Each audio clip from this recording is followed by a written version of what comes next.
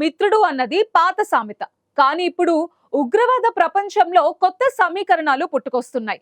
ఒకవైపు మధ్యప్రాచ్యంలో నెత్తుటి ఏరులు పారిస్తున్న హమాస్, మరోవైపు భారత్ పై విషం చిమ్ముతున్న లష్కరే తోయిబా. ఈ రెండు ప్రమాదకర శక్తులు ఇప్పుడు ఒకే వేదికపై చేతులు కలుపుతున్నట్టు వార్తలు వస్తున్నాయి.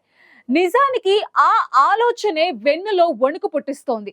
దాయాది దేశం పాకిస్తాన్ వేదికగా జరిగిన ఈ రహస్య భేటీ ఇప్పుడు ప్రపంచ దేశాల నిఘా వర్గాలను ఉలికిపాటికి గురిచేస్తోంది. గాజాను శ్మశానంగా మార్చిన యుద్ధం ఇంకా ముగియక ముందే పాకిస్తాన్ గడ్డపై హమాస్ నాయకులు ఏం చేస్తున్నారు? లష్కరే తోయిబాతో వారికి ఉన్న పనేంటి? అసలు పాకిస్తాన్ ఆర్మీ కనుసన్నల్లోనే ఈ మహాకుట్ర జరుగుతోందా? భారత్ ఇజ్రాయెల్ దేశాలను దెబ్బతీయడానికి రూపొందుతున్న ఆ టెర్రర్ బ్లూ ప్రింట్ ఏంటో ఇప్పుడు చూద్దాం.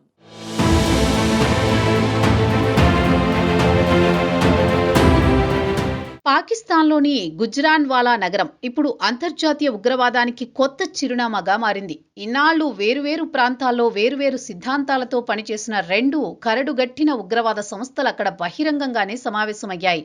పాకిస్తాన్ మర్కజే ముస్లిం లీగ్ నిర్వహించిన ఓ కార్యక్రమంలో హమాస్ సీనియర్ నాయకుడు నాజీ జహీర్, లష్కరే తోయిబా కీలక నేత రషీద్ అలీ సంధు ఒకే వేదికను పంచుకున్నారు.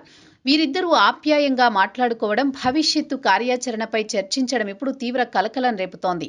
పాలస్తీనాలో ఇజ్రాయెల్ దాడులతో ఉక్కిరిబిక్కిరి అవుతోన్న హమాస్ ఇప్పుడు తన ఉనికిని కాపాడుకోవడానికి కొత్త రిక్రూట్మెంట్ కోసం పాకిస్తాన్ వైపు చూస్తోందన్నది స్పష్టమవుతోంది.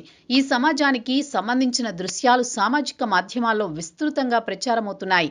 కేవలం మద్దతు తెలపడానికే ఈ సమావేశం జరిగిందని పైకి చెబుతున్నా తెర వెనుక భారీ విధ్వంసానికి ప్రణాళికలు రచిస్తున్నారన్నది నిఘా వర్గాల అనుమానం. ముఖ్యంగా లష్కరే తోయిబా వంటి సంస్థతో హమాస్ చేతులు కలపడం అంటే అది దక్షిణాసియాలో శాంతి భద్రతలకు పెనుముప్పుగా పరిణమించే అవకాశం ఉంది.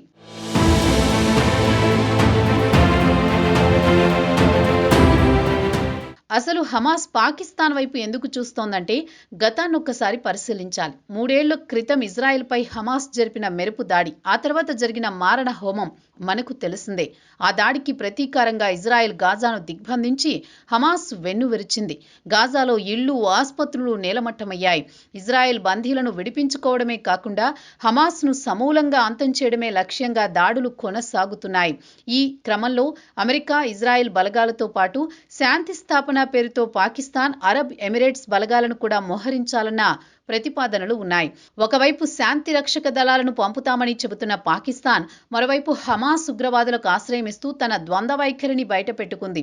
గాజాలో పోరాడలేక మద్దతు కోల్పోతున్న హమాస్ పాకిస్తాన్ గడ్డను తమ కొత్త స్థావరంగా మార్చుకునే ప్రయత్నం చేస్తోంది.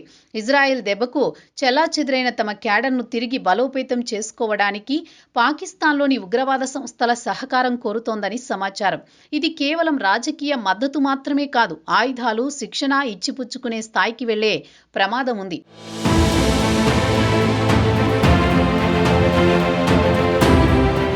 హమాస్ నేత నాజీ జహీర్ పాకిస్తాన్ పర్యటనలు ఈరోజు కొత్తగా మొదలైనవి కావు.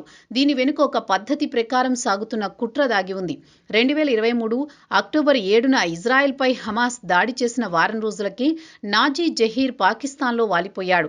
అక్కడ జమియత్ ఉలేమా ఏ ఇస్లాం అధినేత మౌలానా ఫజ్లుర్ రెహమాన్ను కలిశాడు.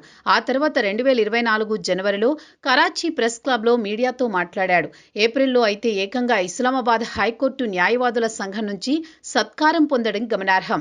ఒక ఉగ్రవాద నేతకు బాధ్యతాయుతమైన న్యాయవాదులు సన్మానం చేయడం పాకిస్తాన్లోని దుస్థితికి అద్దం పడుతోంది. అంతటితో ఆగకుండా 2025 ఫిబ్రవరిలో పాక్ ఆక్రమిత కశ్మీర్కు వెళ్లి అక్కడ లష్కరే తోయిబా, జైషే మహ్మద్ నేతలతో కలిసి భారత్కు వ్యతిరేకంగా విషం కక్కాడు. ఆందోళనకరమైన విషయం ఏంటంటే ఆయన ఆక్రమిత కశ్మీర్ పర్యటన ముగిసిన కొన్ని వారాలకే పహల్గామ్లో ఉగ్రదాడి జరిగింది. దీన్ని బట్టి చూస్తుంటే కశ్మీర్లో అల్లర్లు సృష్టించడానికి హమాస్ వ్యూహాలను లేదా వారి ప్రేరణను పాక్ ఉగ్రవాదులు వాడుకుంటున్నారనే అనుమానాలు బలపడుతున్నాయి.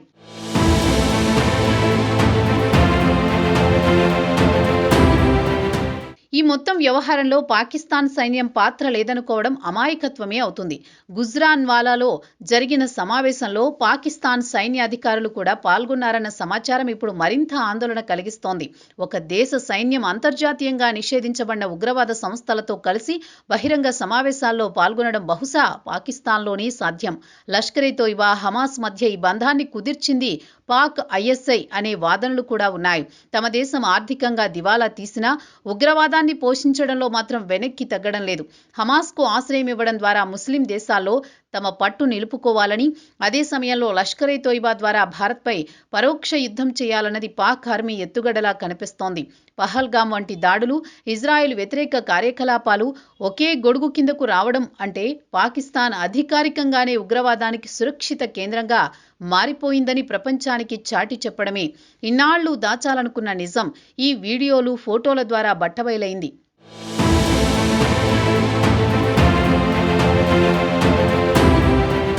ఈ పరిణామాలు కేవలం ఆ రెండు సంస్థలకో, ఆ రెండు దేశాలకో పరిమితం కాదు. ఇది భారత్, ఇజ్రాయెల్ దేశాలకు విసిరిన కొత్త సవాలు. లష్కర్-ఏ-తోయిబా ప్రధాన లక్ష్యం భారత్ కాగా, హమాస్ గురి ఇజ్రాయెల్ మీద ఉంది. ఇప్పుడు ఈ రెండు శక్తులు కలిస్తే వారి నెట్వర్క్, ఆయుధాలు, దాడులు చేసే విధానాలు పంచుకునే ప్రమాదం ఉంది.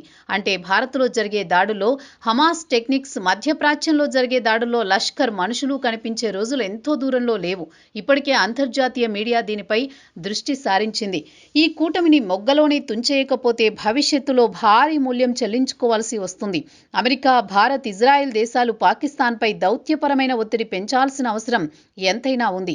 ఉగ్రవాదాన్ని పెంచి పోషిస్తున్న పాకిస్తాన్ను ఏకాకిని చేయడం, ఆర్థిక ఆంక్షలు విధించడం ద్వారా మాత్రమే ఇలాంటి విపరీత పోకడలకు కళ్ళెం వేయగలమని రక్షణ రంగ నిపుణులు హెచ్చరిస్తున్నారు.